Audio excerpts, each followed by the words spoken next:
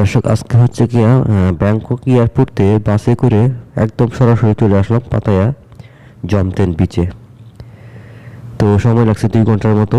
আমি এই ভিডিওতে আপনাদেরকে দেখাবো একদম ব্যাংকক এয়ারপোর্ট থেকে সরাসরি জমতেন বিচে কিভাবে যাওয়া যায়।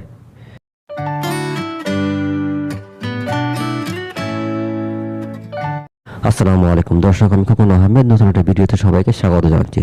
দর্শক, এই মুহূর্তে আমি আছি থাইল্যান্ডের ব্যাংককের সুবর্ণভূমি এয়ারপোর্ট। এখান থেকে আমি একদম সরাসরি চলে যাব পাতায়া জমতেন বিচ। এখান থেকে যেতে আমার সময় লাগবে 2 ঘন্টা, বাসে করে যাব। ভাড়া নিচ্ছে 143 বাত, সেটা বাংলা কনভার্ট করলে 3.5 দিয়ে গুণ দিলে 500 টাকার কাছাকাছি চলে আসে হয়তো বা। তো আমি এখন এই মুহূর্তে আছি ব্যাংকক এয়ারপোর্টের সুবর্ণভূমি এয়ারপোর্টের নিচতলা 8 নম্বর গেট। এই যে এখানে লেখা আছে 8 নম্বর গেট, সেই 8 নম্বর গেটের ঠিক পাশেই কিন্তু টিকিট কাউন্টার। সেখান থেকে আমি টিকিট নিয়ে নিলাম অলরেডি। এই যে লাইনে দাঁড়িয়ে টিকিট নিতে হয়, আমি টিকিট অলরেডি নিয়ে নিলাম 143 বাত দিয়ে। টিকিট নেওয়ার মোটামুটি আধা ঘন্টা বা 40 মিনিট ওয়েট করতে হয়, বা 1 ঘন্টা ওয়েট করতে হয় অনেক সময়, কারণ টিকিটগুলো অনেক আগে সেল হয়ে যায়। বাস কিন্তু আধা ঘন্টা পর পর ছাড়ে বা 20 মিনিট পর পর ছাড়ে, কিন্তু টিকিটগুলো সেল হয়ে যাওয়ার অলরেডি মোটামুটি 1 ঘন্টা আগে শেষ হয়ে যায়। তো আমি ওই যে লাইনে দেখতে পাচ্ছেন আমার পিছনে, এই লাইনে দাঁড়িয়ে আমি টিকিট কাটছি আমি 7:15টার দিকে, কিন্তু আমার হচ্ছে গিয়া যাত্রার টাইম হচ্ছে 9টার দিকে। আজকে একটু সময় বেশি লেগে গেল, অনেক সময় 1 ঘন্টা বা 40 মিনিট হয়ে যায়।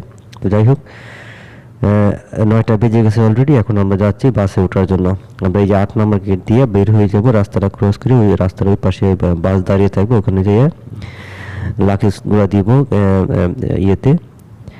তারপর আমরা উঠে পড়বো বাসে উঠে সরাসরি চলে যাব পাতায়া। আজকে পাতায়া বাস স্ট্যান্ডে আমি ভিডিওটা শেষ করবো না, আমি একদম জমতেন বিচ যাব। কারণ পাতায়া বাস স্ট্যান্ড থেকে মাত্র 10 মিনিট লাগে হেঁটে যেতে জমতেন বিচ। আর জমতেন বিচটা হচ্ছে পাতায়ার মধ্যে সবচেয়ে সুন্দর একটা বিচ, অনেক লম্বা একটা বিচ।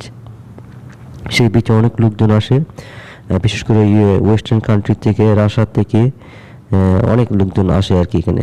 আমি আপনাদেরকে দেখাবো একদম বিচে যে সরাসরি। দর্শক, এই যে রাস্তাটা ক্রস করে এখন বাম সাইডে যাচ্ছি, বাম সাইডে একটু সামনে গেলেই আমি বাস পেয়ে যাব, সেই বাসে করে উঠে চলে যাব। আমার টিকিট নাম্বার দিয়েছে সম্ভবত 9, সরি টিকিট নাম্বার 15 নম্বর টিকিট, মানে 15 নম্বর হচ্ছে গিয়া সিট। দর্শক, এই হচ্ছে বাস। এই বাসে সবাই লাগেজ দিচ্ছে, সেই আমিও দিয়ে দিব লাগেজটা, আর কাঁধ ব্যাগটা শুধু সাথে রাখবো।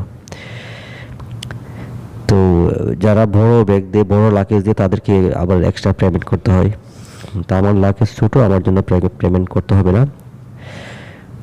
বাসটা অত্যন্ত সুন্দর, ভিতরে একদম পরিষ্কার, কোনো দুর্গন্ধ নাই, এসি বাস অবশ্যই। তো এই যে দেখতে পাচ্ছেন বাসটা। দর্শক, আমি এই মুহূর্তে বাসে উঠতেছি। আমি অবশ্যই আজকে ভিডিওটা ওইভাবে লম্বা করব না, মানে রাস্তাঘাট দেখিয়ে আমি সরাসরি পাতায় যেয়ে আবার একটু ভিডিও করব। তো এখন আমি উঠতেছি বাসে উঠে আমার সিট বসে তারপরে ভিডিওটা শেষ করতেছি, স্কিপ দিচ্ছি। এখানে যে প্যাসেঞ্জারগুলো দেখতে পাচ্ছেন ম্যাক্সিমাম ওয়েস্টার্ন কান্ট্রি, আসলে ওয়েস্টার্ন কান্ট্রি বেশিরভাগ সিটিজেন ওইগুলো এখানে আসে অনেকেই। তো তাদের সামনে ভিডিও করাটা একটু টাফ হয়ে যায়, তারা মানে প্রাইভেসি সিক্রেট ওটা ফলো করে, মানে তারা চায় না তাদের ফটো ভিডিওতে আসুক। তো দর্শক, আমি অলরেডি কিন্তু 1 ঘন্টা চলে আসছি। 1 ঘন্টা আসার পরে যে পাহাড় দেখা যায় এখানে, সেই পাহাড়টা ভিডিও করার চেষ্টা করলাম, কিন্তু ভিডিওটা আসতেছে না। আমি আসলে এবার মাঝখানে সিটে বসছি, ওই পাশে দেখানোর চেষ্টা করছিলাম, কিন্তু ওই পাশে 2টা মেয়ে বসে আছে, কিন্তু আসলে ওইভাবে দেখানো যাচ্ছে না। এখানে মানে 1 ঘন্টা ড্রাইভ করার পরে কিন্তু অনেকগুলো পাহাড় পড়ে, মাউন্টেন। তো সেগুলা খুবই সুন্দর দেখতে দেখা যায়। ওই মেয়েগুলা মাউন্টেনের ছবি উঠেছে, কিন্তু আমার ক্যামেরাতে আসতেছে না। আমার এই পাশটা দিয়ে আমি আপনাদেরকে রাস্তা দেখাচ্ছি একটু। তো দর্শক, আমি আবারও বলে নিচ্ছি, এয়ারপোর্ট থেকে দূরত্ব 160 থেকে 70 কিলোমিটার, কিন্তু একদম লাস্ট পর্যন্ত যেতে আমার সময় লাগে 2 ঘন্টা। কারণ হচ্ছে গিয়া পাতায় যে 2টা জায়গায় স্টপেজ করবে প্রথমে, সেখানে একটু সময় লেগে যায় 10 মিনিট 15 মিনিট করে, তার জন্য 2 ঘন্টা, পুরোপুরি 2 ঘন্টা সময় লাগে যেতে। 2 ঘন্টার সময় খুব একটা বেশি না, আর এসি বাস খুব একটা প্রবলেম হয় না, একদম আরামেই যাওয়া যায়। তো আপনারা চাইলে এভাবে সরাসরি পাতায় যেতে পারবেন। তো পাতায় যে জমতেন বীজ কীভাবে যাবেন সেটা আমি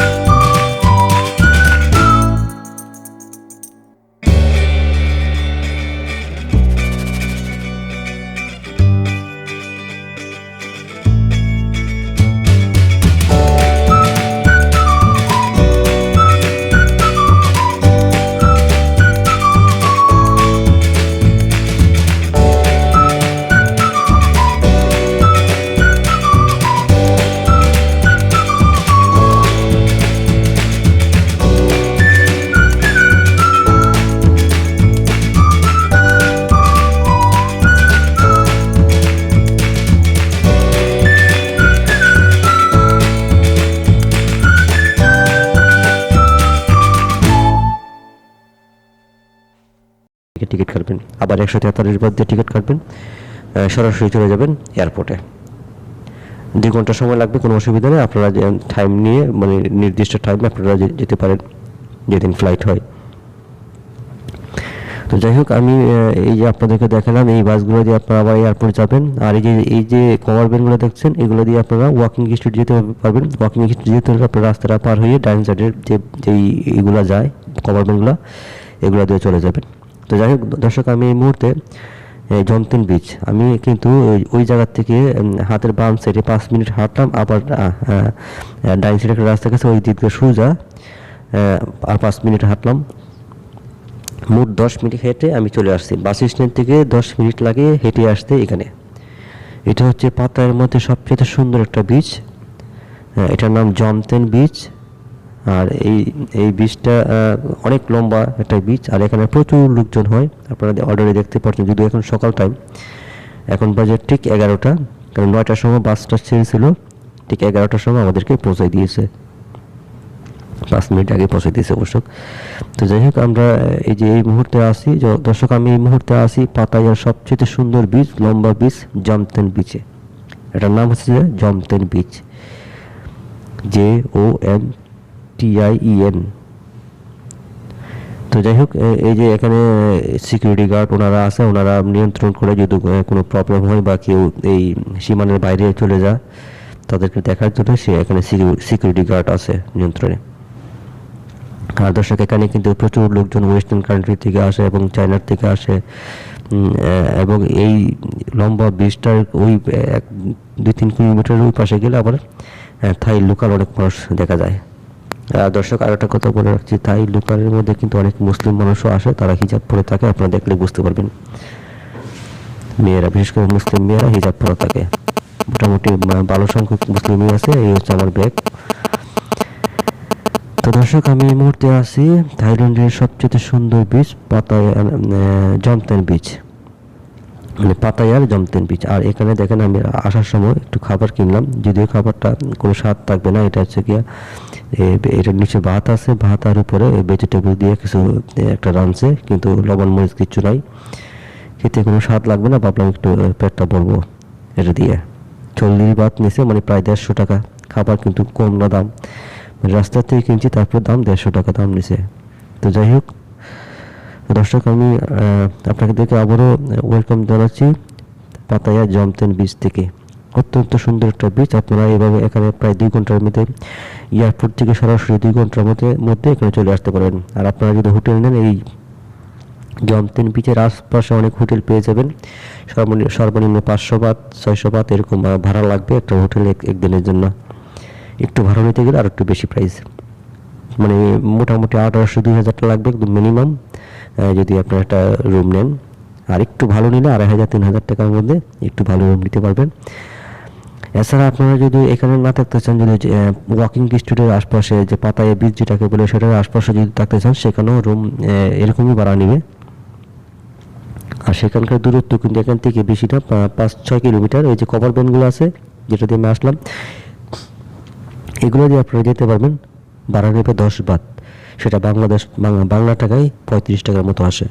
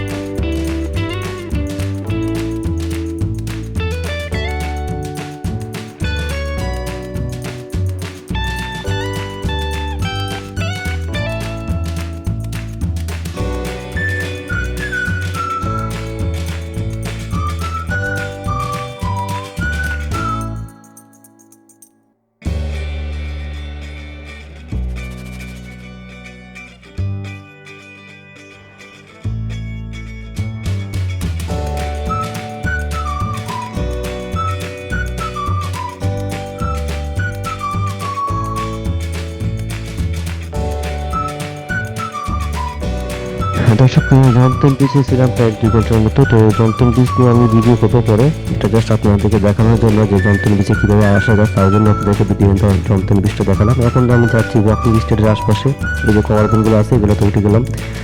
এগুলো দিয়ে আমি কত বেশি না 10-15 মিনিট সময় লাগবে, চলে যাবো ওয়াকিং স্ট্রিটের আশপাশে যে পাতায়া বিচ আছে ওইখানে যে থাকবো আর কি আমি। তো এখান থেকে 10 বাত ভাড়া দিব, 35 টাকার মতো। আজকে অবশ্য রাস্তায় অনেক জ্যামে দাঁড়িয়ে আছে, অনেকক্ষণ সময় লাগবে বেশি আজকে মনে হচ্ছে। দর্শক, আমি আবার বলছি, আমি এখন জমতন বিচ থেকে ওয়াকিং স্ট্রিটে যাচ্ছি। এই খবর বিনগুলো দিয়ে ভাড়া নিবে 10 বাত। আপনারা এইভাবে আসা যাওয়া করতে পারবেন 10 বাত দিয়ে।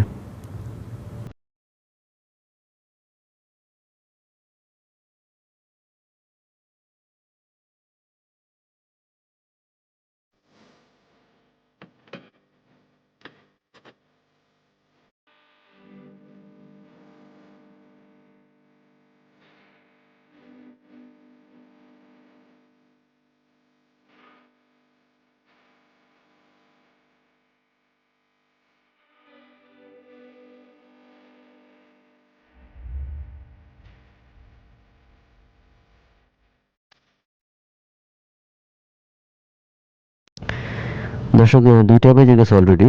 তো এখন আমি কিছু খেতে যাচ্ছি। আমি এখানে আসলাম, এগুলো হাঁসের মাংস দিয়ে, হাঁসের কলেজা টলেজা দিয়ে কি জানি বানায়, আমি তো না বুঝে হুট করে নিয়ে নিলাম, কিন্তু এখন খেতে ইচ্ছে হচ্ছে না।